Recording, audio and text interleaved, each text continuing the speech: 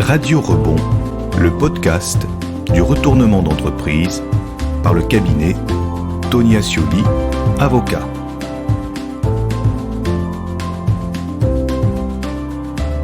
Le coin des entrepreneurs.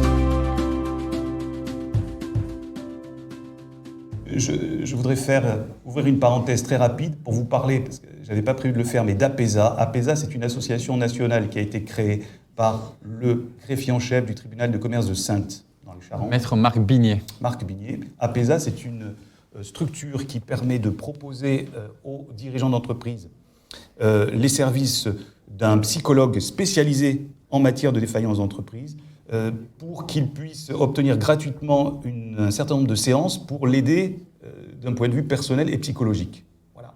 Et donc ça passe par la création de sentinelles que vous pouvez être. Il suffit de suivre une formation d'une demi-journée qui est organisée par le CIP 06 et par APESA 06. Vous connaissez peut-être cette structure. Et ce qui permet de dire aux dirigeants, aux clients que nous avons devant nous, écoutez, moi je ne suis pas psychologue, je ne peux pas, mais je sens que là il y a vraiment une difficulté et je pense que vous devez rencontrer quelqu'un pour parler de ce qui vous arrive. Ça, là aussi, on est allé nous dire, oui, mais ça heurte le secret professionnel. Enfin bon,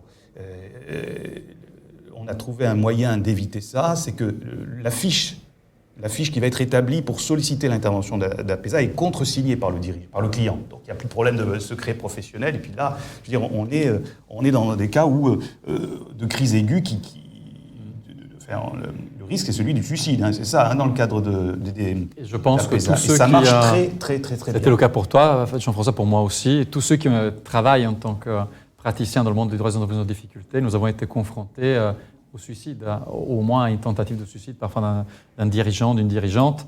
Et moi aussi, je m'en souviens, dans un autre dossier où j'intervenais aux côtés d'un avocat, nous avions rencontré donc la dirigeante pour préparer son plan de redressement.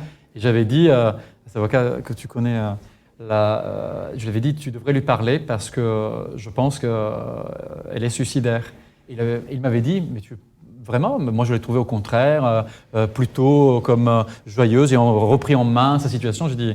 Et en fait, il m'a rappelé quelques jours après en me disant, je lui ai parlé et elle m'a avoué qu'elle avait des pensées noires, qu'elle avait songé au suicide.